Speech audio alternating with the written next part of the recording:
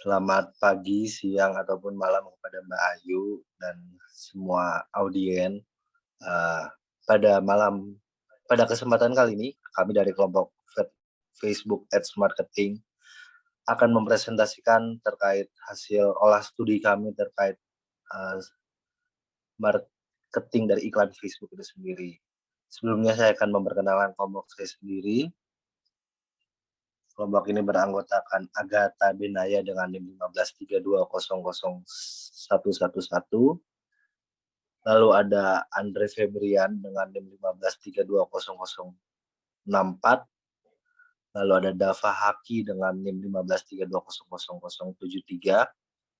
Lalu ada Dinda Ayu dengan NIM 1532000059. Dan terakhir ada Fatia Safa dengan NIM 1532000193. Adapun kelompok kami akan membahas tentang pertama ada riset media habit, lalu ada konsep, karakter media, strategi marketing, trends konten, tool marketing, kind of ads, tips marketing, dan studi kasus. Baik, bisa dilanjutkan ke riset media habit. Oke, yang pertama yaitu riset atau media habit. Dari data yang kami cari, orang-orang pengguna Facebook biasa menggunakan media Facebook sebagai media untuk berbagi pengalaman dan cerita.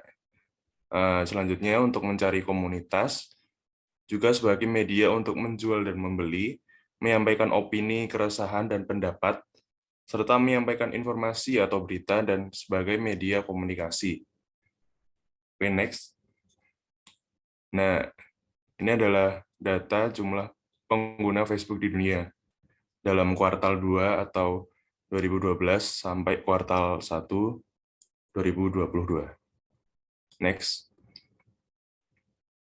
Berdasarkan data yang dirilis Kata Data pada tahun 2020, 82% penduduk Indonesia aktif menggunakan Facebook setiap harinya,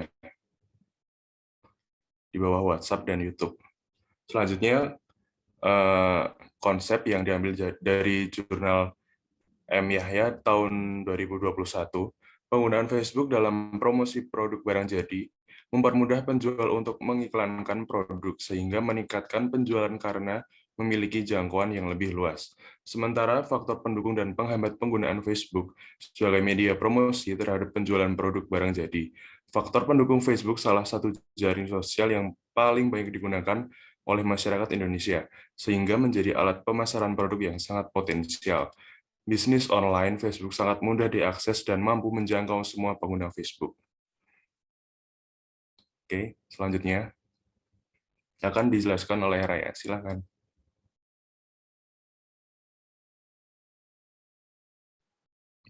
Jadi karakter media dari Facebook itu ada kelebihan dan kekurangan. Kelebihannya, media sharing yang mudah, fitur lengkap, tempat diskusi unggulan, terhubung dengan WhatsApp dan Instagram, media periklanan Facebook Ads tertarget. Untuk kekurangannya sendiri, menyebarkan hoax terlalu mudah,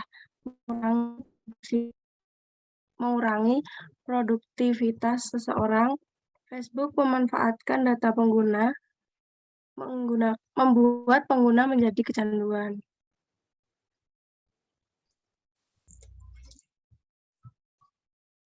Baik, selanjutnya saya akan menjelaskan mengenai strategi marketing dari Facebook. Yang pertama yang kita perlu lakukan adalah menentukan value proposition. Value proposition sendiri adalah nilai yang ditawarkan oleh brand kepada konsumen yang menjadi alasan mengapa konsumen harus beli produk dari brand tersebut. Untuk menentukan value proposition-nya, brand harus menjawab setidaknya pertanyaan berikut. Apa yang membedakan brand Anda dengan kompetitor? Apa nilai yang ditawarkan brand kepada para stakeholders, termasuk konsumen?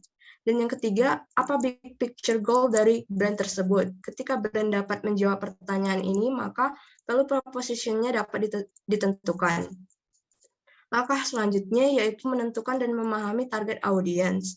Semakin kita memahami audiens, seperti budaya, keinginan, motivasi, dan sudut pandang dari audiens kita, maka akan semakin efektif pula pesan yang akan kita sampaikan pada audiens. Memahami karakter audiens membuat audiens lebih berkemungkinan untuk menekan tombol like, share, komentar pada postingan kita, atau bahkan melakukan konversi terhadap brand. Facebook sendiri memiliki fitur yang dinamakan fitur Insight yang mengelompokkan pengguna menjadi 3 grup, yakni pengguna yang terkoneksi pada halaman brand, pengguna yang dipilih sebagai target audience, dan pengguna yang menggunakan Facebook. Langkah selanjutnya adalah menentukan tujuan marketing. Tujuan marketing yang umumnya ditentukan adalah untuk membangun brand awareness, meningkatkan penjualan, membangun komunitas, serta mendengarkan feedback dari konsumen.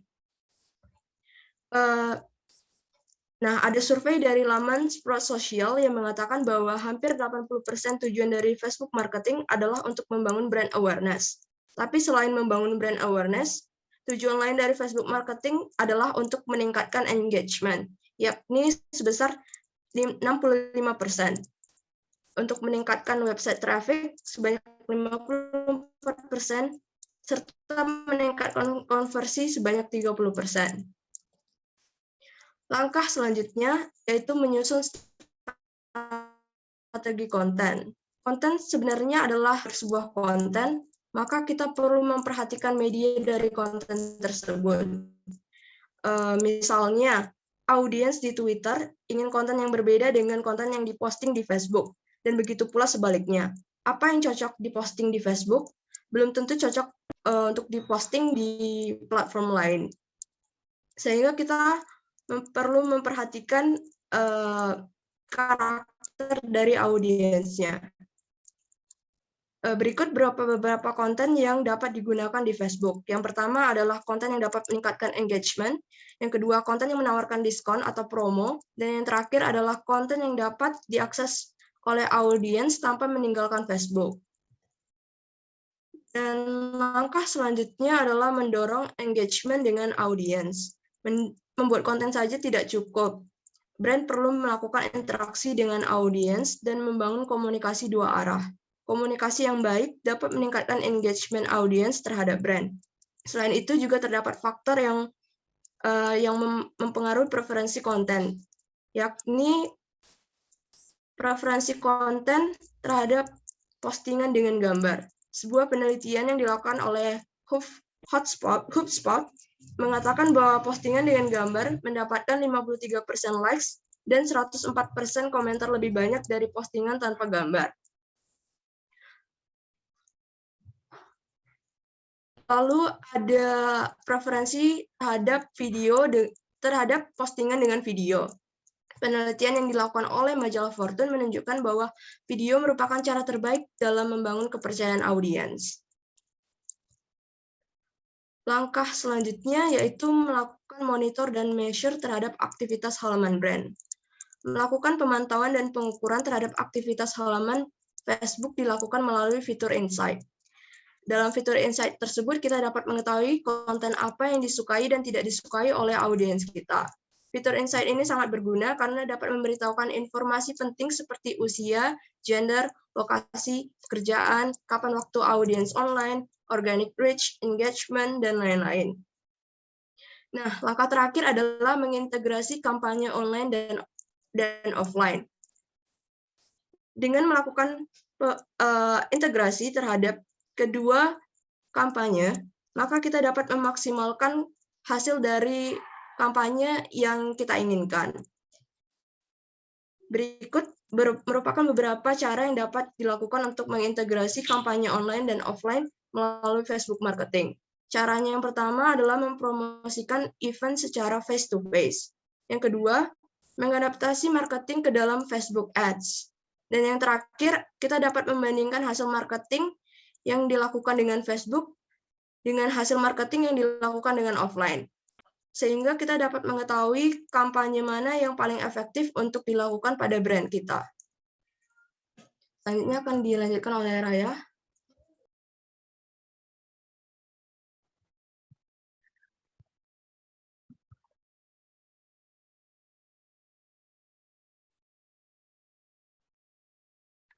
Slide-nya bisa dilanjut. Trends konten. Yang pertama, penting untuk melacak perjalanan pelanggan di platform. Awalnya manajer merek hanya fokus pada penjualan dan yang mereka dari kampanye tertentu. Tetapi sekarang penting juga untuk memeriksa perjalanan pelanggan karena merek perlu tahu apa yang berhasil bagi mereka dalam hal penjualan. Ini sebabnya mengapa melacak perjalanan pelanggan akan menjadi normal bagi sebagian besar pemasar dan keberhasilan dalam pemasaran media sosial. 2. Belajar untuk mengatasi penurunan tingkat keterlibatan di Facebook. Kesenjangan antara Instagram dan tingkat keterlibatan Facebook telah melebar selama beberapa tahun terakhir. Ini bisa menjadi berita buruk bagi pemasaran Facebook. Memastikan untuk menggunakan fitur konten yang berbeda yang ditawarkan Facebook, dan Anda mungkin bisa mendapatkan hasil yang diinginkan. 3. Cerita Facebook hampir menjadi penting. Sama seperti Instagram, bahkan Facebook meluncurkan fitur Stories-nya beberapa waktu lalu. Ini akan berubah karena pengguna sekarang sering memposting cerita di Facebook dan fitur ini digunakan secara luas. Cerita Facebook ideal untuk posting yang tepat waktu. Selain itu, mereka terus memperbarui audiens tentang merek Anda dan perkembangannya. Cerita juga mudah dibuat dan diposting yang membuat cocok untuk pemasaran merek. 4. Iklan video Facebook akan memberi Anda hasil yang diinginkan. 5. Facebook Live akan menjadi alat terbaik untuk pemasaran. Acara langsung dan peluncuran produk telah menjadi normal bagi merek sejak pandemi dimulai. Facebook Live akan tetap menjadi media pemasaran yang paling dicari tahun ini juga. Facebook Live adalah cara terbaik untuk terlibat dengan audiens Facebook.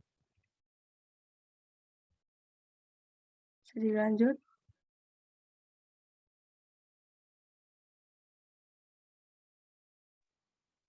Oke, baik.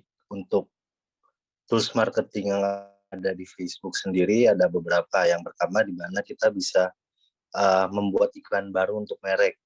Jadi kita bisa menentukan parameter kampanyenya, kampanye iklan, lalu juga menyesuaikan tujuan iklan dengan tujuan bisnis, lalu juga membuat bentuk visual iklan secara langsung.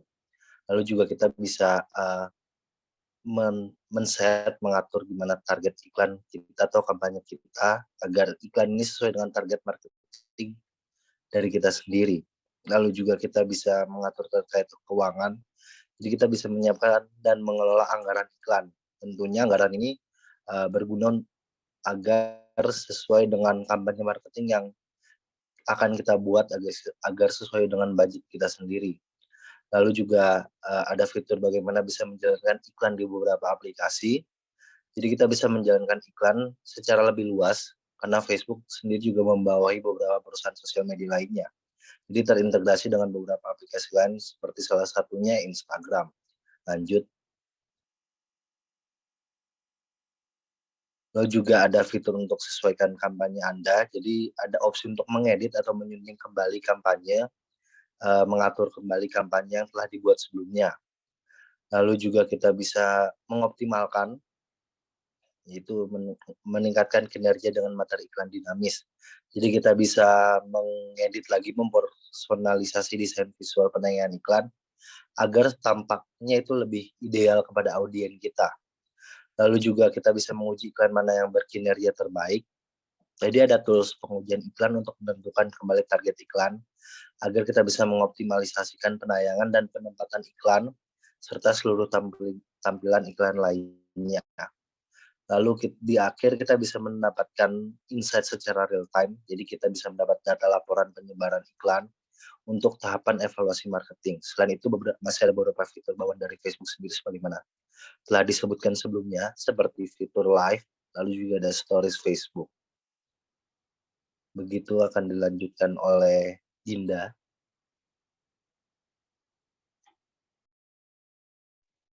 Lalu selanjutnya ada jenis-jenis iklan yang terdapat di Facebook.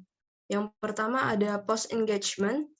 postingan pada iklan ini ditujukan untuk meningkatkan interaksi dengan para pengikutnya. Postingan ini dapat memadukan produk brand dengan meme atau hal yang sedang populer saat itu sehingga membuat audiens tertarik untuk melakukan interaksi dengan brand. Yang kedua ada instant experience ads. Iklan ini sifatnya interaktif dan imersif.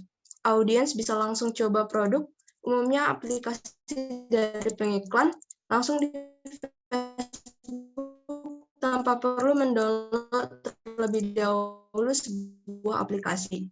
Nah, yang ketiga ada jenis iklan yang dinamakan video ads. Iklan yang jenis ini berdurasi 15 detik atau lebih.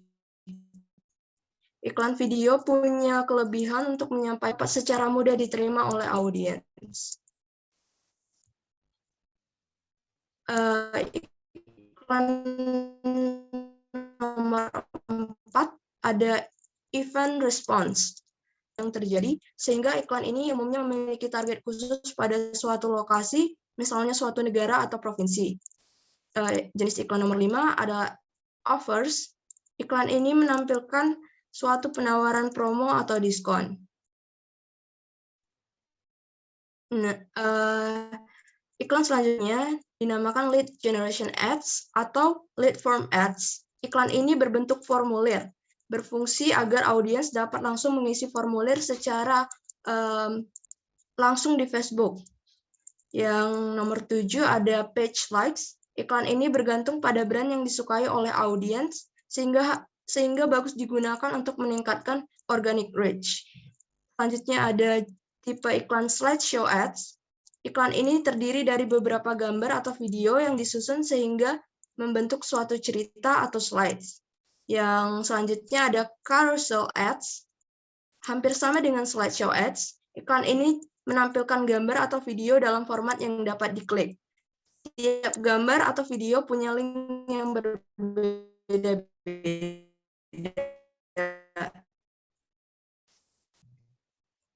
Iklan selanjutnya bertipe image ads, yaitu iklan penawarannya. Yang terakhir ada collection ads, iklan yang menampilkan banyak produk sekaligus.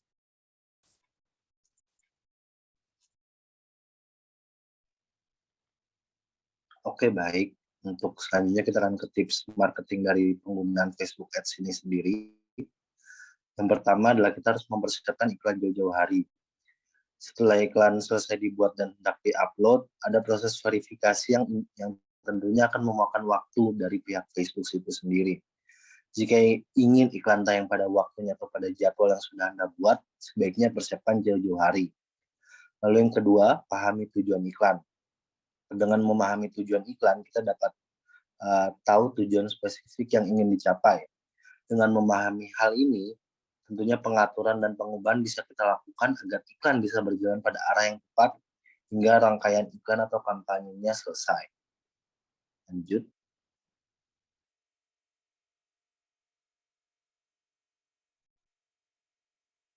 Lalu ada tips ketiga, gunakan fitur pengukuran. Kita bisa memantau data laporan iklan secara berkala agar bisa segera membenahi atau mengevaluasi pengaturan yang sudah dibuat sebelumnya. Dengan rutin mengevaluasi, mengecek, dan membenahi, iklan bisa semakin terarah dan tepat pada sasarannya. Lalu tips keempat, pasangkan dengan pengelola iklan. Jadi ada fitur pengelola iklan di mana ini berperan penting sekali karena dapat mengefektifkan iklan yang telah dibuat dan yang sudah terpasang. Fitur ini mampu mengoptimalkan kinerja iklan. Begitu. Lanjut.